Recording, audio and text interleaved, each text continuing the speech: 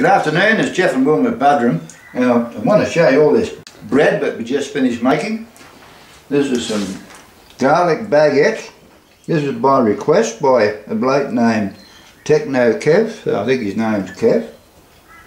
Just had a taste of it, absolutely beautiful. They made this other baguettes over here. These are just the normal baguettes. So we can have them with sweets, have them for breakfast and that sort of thing, and then have these with a savoury. And we'll show you how we go about making these. So I hope you have a go at these, Kev, and give it a go, and I hope you enjoy it when you do. So we have our Poolish here, that's been sitting overnight. So I made that before I went to bed last night. You can see it's beautiful and bubbly there. Let me just run through this whole Poolish artisan bread process. Now with the Poolish, you use 1/3 of the intended flour that you intend to use with equal weight of water and about 1/4 teaspoon of instant dry yeast. That's in the Poolish, right? So in this Poolish that we made last night, we had 700 grams of strong baker's flour, 700 mils or grams of rainwater, and 1/4 teaspoon of instant dry yeast. Now for the dough we're going to make, a 65% hydration dough for the baguettes. Now the total flour, 2.1 kilograms, take away the 700 grams of the Poolish equals 1.4 kilograms left that we have to add. Because we're making a 65% hydration dough, you multiply the 2.1 by 65 equals 1.365. So what you do is you take the 700 grams or mils that you've already added to the Poolish away from the 1.365 equals 665 mils or grams of water left to go in. And I'm using sea salt.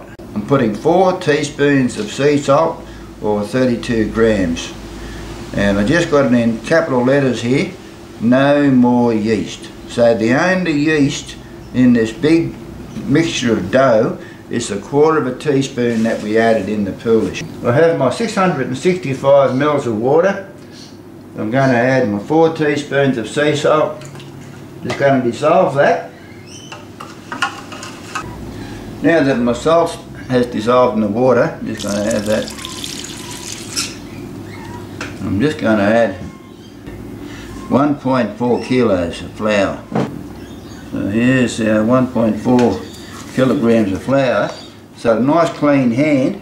I'm just going to work that through and just use my hand like I would a mixing machine.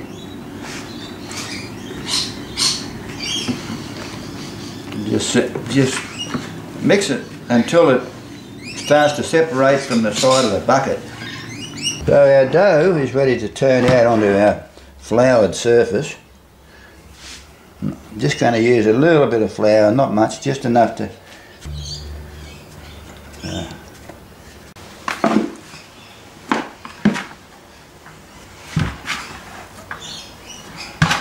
I'm just going to use a little bit of flour on my hands. I'm going to knead this for about 10 minutes.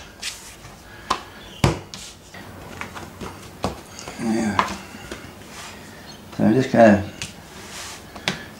the 65% hydration is just a nice hydration, easy to work the dough.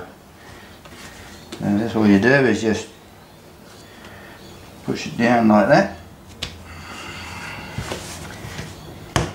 flatten it out, and then bring it over again. If any moisture does break through, well, all you do is just put a tiny little bit of flour on there. So I've finished my knead. So as you can see here, it's turned into a beautiful dough. So what I'm going to do is just give my bucket a spray with some cooking spray and put my dough back in, more cooking spray, and put my tea towel back over it and set it in a warmish spot, not too hot, and let it double or even treble in size. Our dough has certainly trebled in size. It's been about 3 hours. So what I'm going to do is just turn it out onto my floured surface. And look at that. Oh, it's beautiful. Beautiful. And just going to do what they call a stretch and fold. A couple of stretch and folds. Look at that. And what I'm going to do now is what they call scale the dough. So you don't guess. Be quiet. So I'm going to do 4 at 300 and 2 at 150. And what I'll do now is just put this dough back in the bucket, cover it up, let it double in size while I'm making this bread. So what I do is just pre-form the loaves, put them on the floured surface,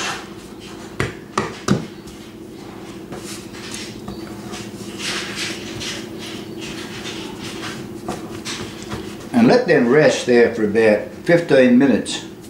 Just cover them with a tea towel.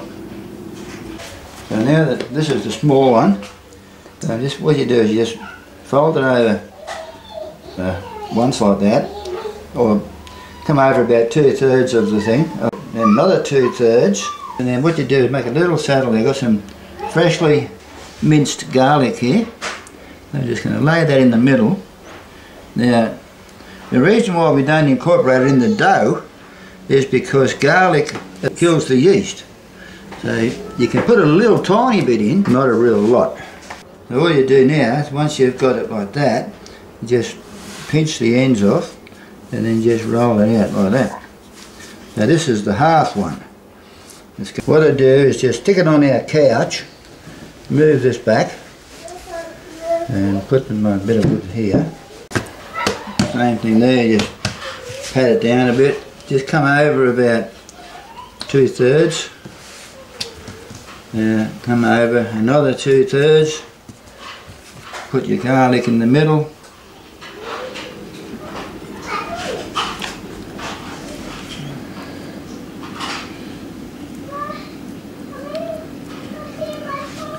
fold it over, and then you just, with your thumb under there, you just pinch the side together, like that, and then just put more flour, and just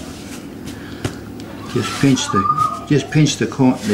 ends off, and then just with your fingers just sort of spread it out to the length you want it. So I don't want it, this length, it's just the right length for our oven tray.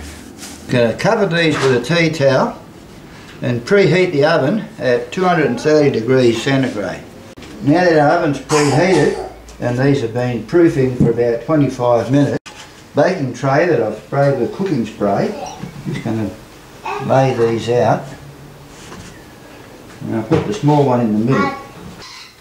Use my Baguette scoring knife and put a few scores in them.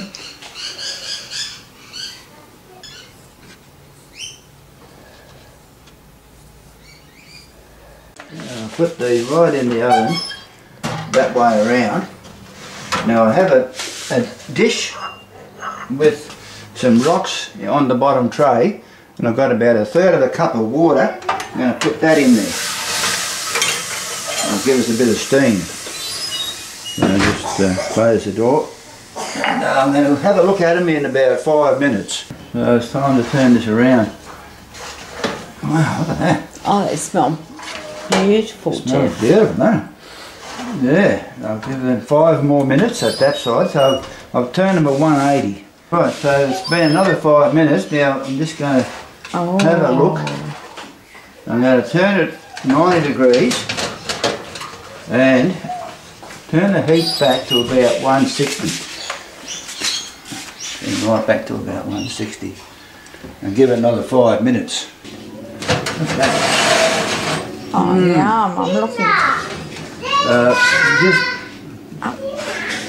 just give it, just turn it around another 180 and give it another 5 minutes, okay? Got some noisy visitors, haven't we? Yeah. Okay, well this is it. Oh, So what I've done is I've returned the heat back to 230 for the next lot, and I'm just taking these out. oh, they're beautiful. Yeah, so you can just sort of get an idea Oh, how crusty they are. I'm just going to let them cool down. We'll have a taste a bit later on when they cool down a bit. This is our results from our baguettes, from the mixture that we made. So all the ones here are the ones without the garlic. And over here's our garlic baguettes. So what I'm going to do is cut into one of these and have a taste test of it. And I'll do that now.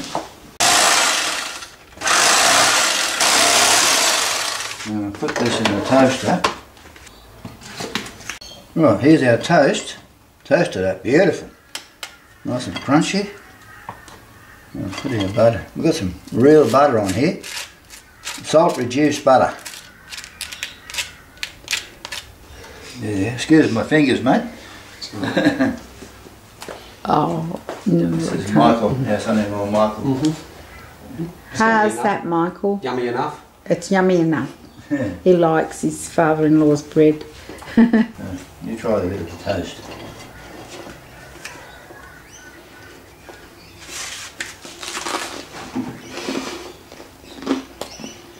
Yeah. It's very nice, Jeff. Is that, eh? Try a bit of that.